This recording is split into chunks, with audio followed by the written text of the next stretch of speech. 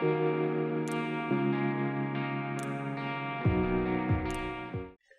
would like to express heartfelt joy upon the successful completion of the November monthly service at Mission Headquarters in America held today.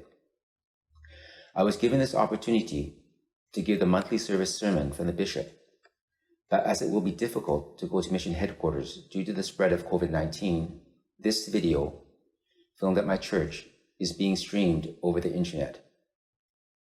This is my first monthly service sermon at Mission Headquarters in America, so I would like to include a self-introduction. I humbly ask for a brief moment of your time.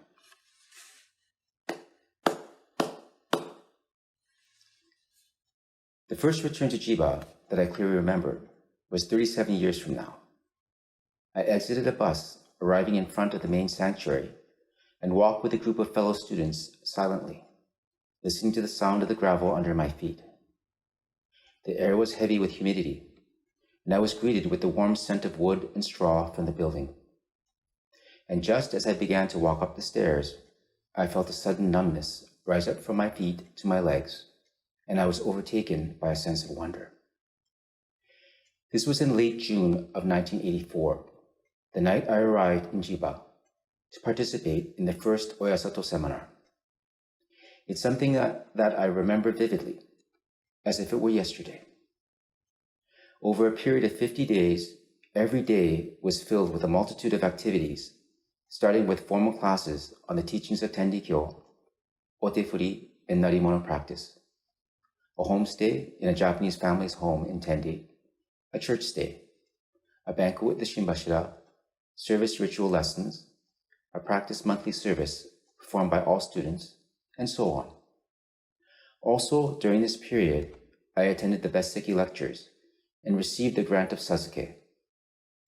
Through this experience in Chiba, I began to understand what I would eventually become, and 30 years later, I was appointed 5th head minister of Canada Church. A little about my church history and the origin of my faith. On a visit to Canada, the second Shinbashira, Shozen Nakayama, witnessed the actual conditions of salvation work in Canada, and he made the decision that it was necessary to unify the missionaries and followers in Canada, regardless of their church lineage. Based on the Shinbashira's intention, Canada Church was established under the supervision of church headquarters on December 1st, 1934.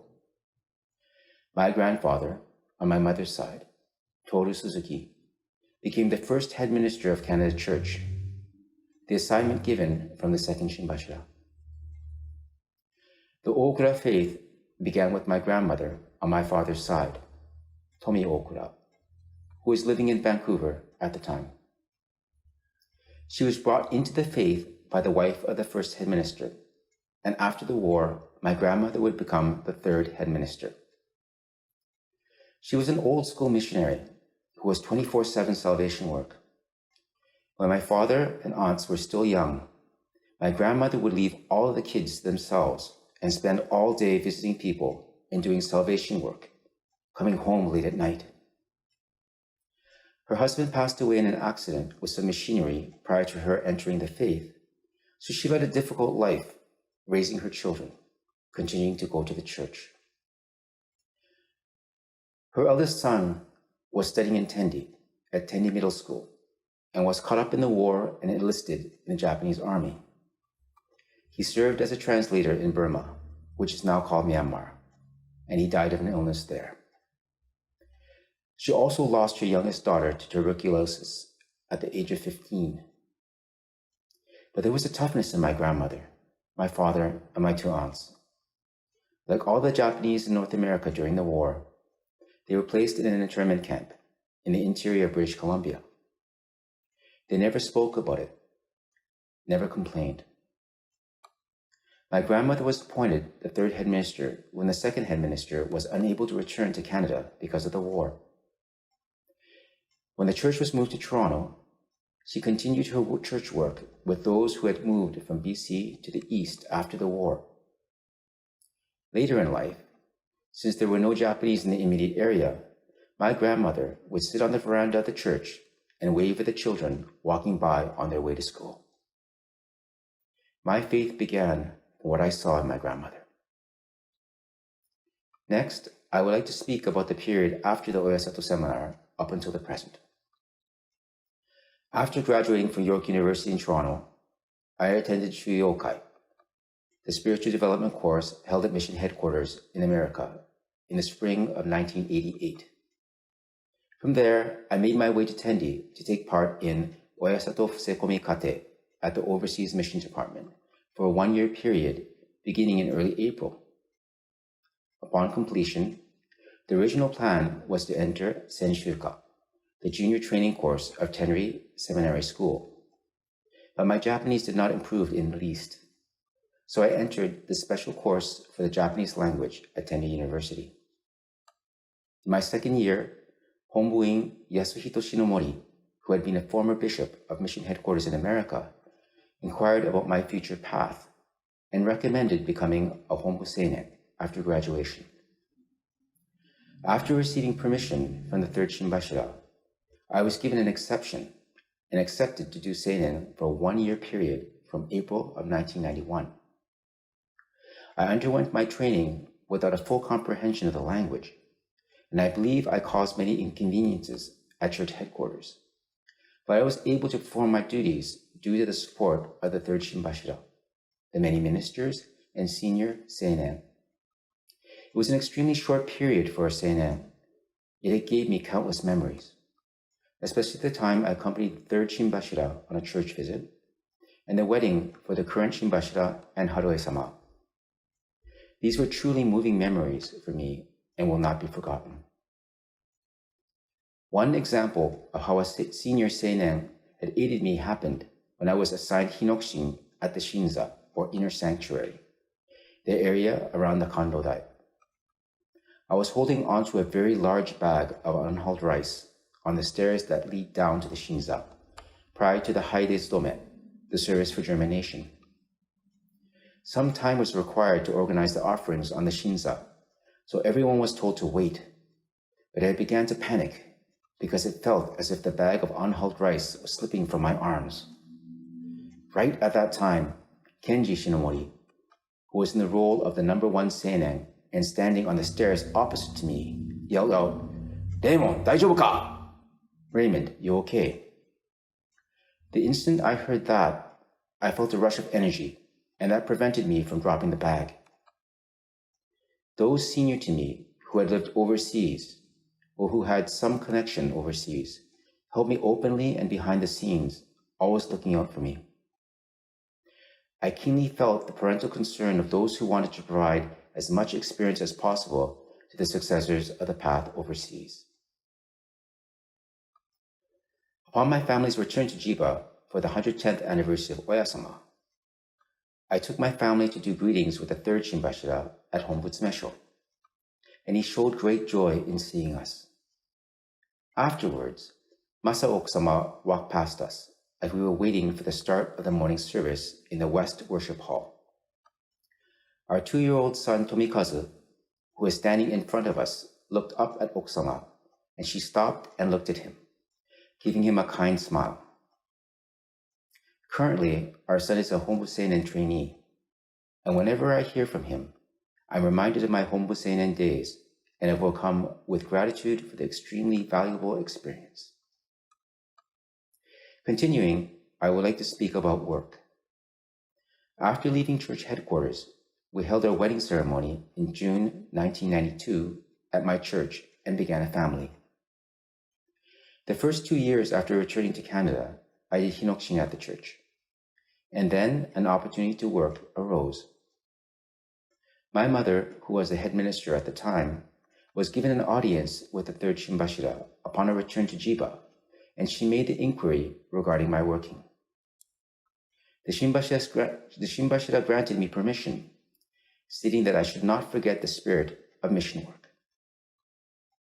My first job was a joint venture between Suzuki Motor Corporation and General Motors, moving on to Toyota Motor Manufacturing and then Honda Motor Company, working as a simultaneous translator for these manufacturing facilities in all departments. I also worked at an automobile parts supplier in their manufacturing facilities as a simultaneous translator translator, and a project manager.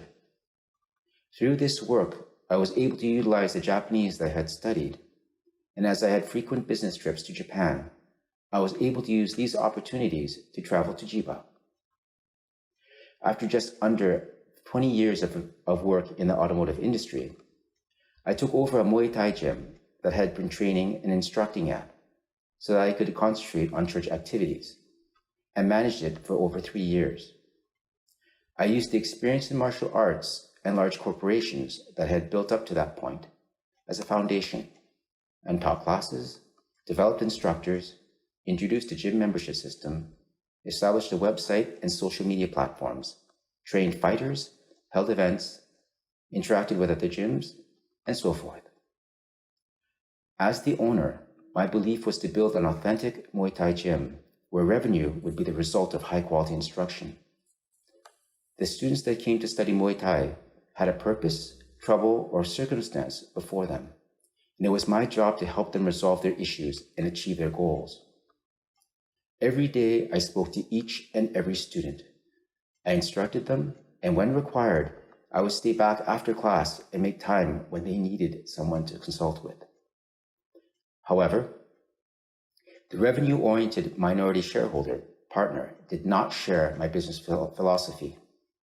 We had a falling out due to differences in managing principles, and I closed the gym on December 30th, 2015.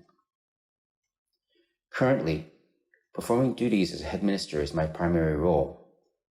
I continue to teach Muay Thai to students and professional fighters, and I'm developing a new business startup. This time, I would like to create a business entity based on my faith where I can bring joy to others and make a contribution to society. In 2014, I became the 5th headmaster of Canada Church. The installation service was held together with Canada Church's 80th anniversary of establishment. With immense gratitude, we were blessed with the attendance of the Shinbashira and Harue Okusama, and on that occasion, we humbly requested the Shinbashira write Ego Kigo, or message in brush script. We received the words Asaoki Shojiki Hataraki, or early rising, honesty, work. Upon pondering these words, I believe that an anecdote of Izo Iburi in the Anecdotes of Oyasama comes to mind. 3 treasures. Number 29 from the Anecdotes of Oyasama. Once Oyasama said to Izo Iburi, "Izo, open your hand." She had 3 unhulled grains of rice in her hand. And when Izo opened his hand as requested, Oyasama said, "This is early rising, this is honesty, and this is work," and placed them one at a time in the palm of his hand. Then she continued, "Hold these 3 firmly in your hand. You must try not to lose them." Izo adhered to this teaching for the rest of his life. Further, Oyasama always taught accumulate hidden virtue, regarding the importance of performing good acts outside of the view of others. So, Izo Iburi would look for damaged bridges and poor roadways and repair them without anyone knowing. He carried out the teachings of Oyasama obediently, and this anecdote is about making advancements by doing things for others, bringing joy and salvation to others. As you are aware, Izo Iburi, who had entered the faith at the end of the Edo period, was a carpenter. It is said that there were over 140 different types of craftsmen and artisans in the Edo period, and a carpenter was one of the classic types of craftsmen. While they were in training, the physical and mental burden on them was huge. They would begin as apprentices under the master carpenter from the age of 12 or 13. In the morning, they would clean, do housework, and make the meals. They would continue to do menial tasks for a 2-year period. Then, upon permission from the master carpenter, they would be allowed to bring the lunch boxes to the work site, where they would learn the names of carpentry tools, and the only work would be to do chores such as collecting the wood shavings. In their 8th year, they would finally reach the halfway point in their craft. It is said that only until they had trained for another several years after this would they finally be able to become independent as a carpenter. I believe Izo Iburi must have endured many hardships until he could establish himself as a carpenter. Moreover, it could be said that craftsmen and artisans were not just workers. They devoted themselves to study and through their own volition made efforts to perfect their skill. They became fully fledged only after making continuous efforts over a long period of time. For myself, I first began working as an interpreter and translator in the automotive industry. Developing my skills through research and study, I worked as a craftsperson in a workplace with an extremely strong commitment to manufacturing. Also, even now as a Muay Thai instructor, I continue my training. Although it is just my supposition, I would like to think that I received the Asaoki Shojiki Hataraki Kokigo because I have a bit of the craftsperson's disposition that was seen in Izo Iburi. Upon the Shinbashira's visit, he spoke before us, including words of encouragement to me as a new head minister. He spoke of making continued efforts in spiritual maturity and accumulating experience as a minister. I believe these words were exactly the same as in the Gokigo, showing the importance of making small advancements in our life of faith. The current Shinbashira has been presiding over the church organization at a time without precedent. A generation of enormous natural disasters, global climate change, and the spread of COVID-19. And during these times, the Shinbashira has been unwavering in his special consideration to the overseas mission, which we should be truly grateful for. He has shown his concern for all of the missions headquarters and mission stations, and to each church, fellowship, and follower. We are currently on the path of the 3-year, 1,000-day period toward the commemorative service for Mission Headquarters in America's 90th anniversary, to be held on June 30th, 2024. And the bishop explained the slogan, "Share our joy of faith with our family, friends, and the communities," in detail in last month's Autumn Grand Service sermon. From 2020, all areas in North America experienced long lockdowns as a countermeasure to the stop of the spread of COVID-19 infections. And there were periods where it was prohibited to worship in churches. Through the increase in the percentage of vaccinations, restrictions have been relaxed, but because of the sudden increase in infections due to the Delta variant, Canada Church is still holding services with only those living in the church.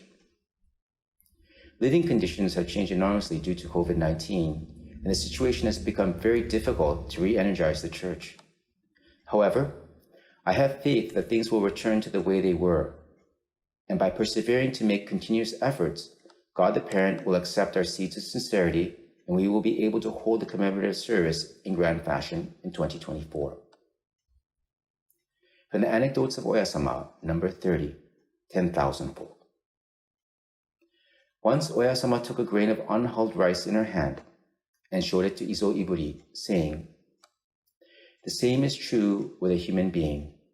You sow a grain of sincerity, and it multiplies to 200 or 300 grains in a year, 10,000 in the second year, then 1,000-fold, as we call it. It will be enough for sowing all over the province of Yamato in the 3rd year." Canada Church will also be welcoming its 90th anniversary of establishment in the same year.